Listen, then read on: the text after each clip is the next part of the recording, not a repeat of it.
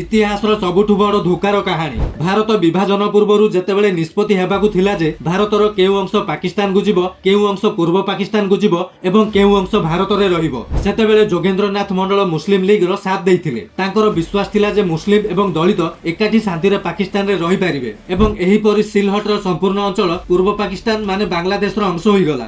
1947ରେ ପାକିସ୍ତାନ ଗଠନ ହେଲା ଏବଂ ଯୋଗେନ୍ଦ୍ରନାଥ ମଣ୍ଡଳ ପାକିସ୍ତାନର ପ୍ରଥମ ଲ ମିନିଷ୍ଟର ହେଲେ। କିନ୍ତୁ ଜିନ୍ନାଙ୍କ ମୃତ୍ୟୁ ପରେ ପରିସ୍ଥିତି ବଦଳିବାକୁ ଲାଗିଲା। ଲିଆକତ ଅଲି ଯେତେବେଳେ ସେଠାରେ ପ୍ରଧାନମନ୍ତ୍ରୀ ହେଲେ ସେତେବେଳେ ଦଳିତମାନଙ୍କ ଉପରେ ବହୁତ ଅତ୍ୟାଚାର ଆରମ୍ଭ ହୋଇଗଲା। ସେମାନଙ୍କ ସହିତ ଲୁଟପାଟ, ହତ୍ୟା ଆଦି ବହୁତ ଘଟିଲା। ଶେଷରେ ଯୋଗେନ୍ଦ୍ରନାଥ ମଣ୍ଡଳ ନିଶ୍ଚିତ ହୋଇଗଲେ ଯେ ଏବେ ପାକିସ୍ତାନରେ ରହିବାର କୌଣସି ବି ଅର୍ଥ ନାହିଁ। ତାଙ୍କର ମୋହଭଙ୍ଗ ହେଲା ଏବଂ ସେ ରିଜାଇନ୍ ଦେଇ ଭାରତକୁ ଫେରି ଆସିଥିଲେ। କିନ୍ତୁ ସେ କେବେ ବି ବୁଝିପାରିଲେ ନାହିଁ ଯେ ଇସଲାମର ପ୍ରକୃତ ସ୍ୱଭାବ କଣ।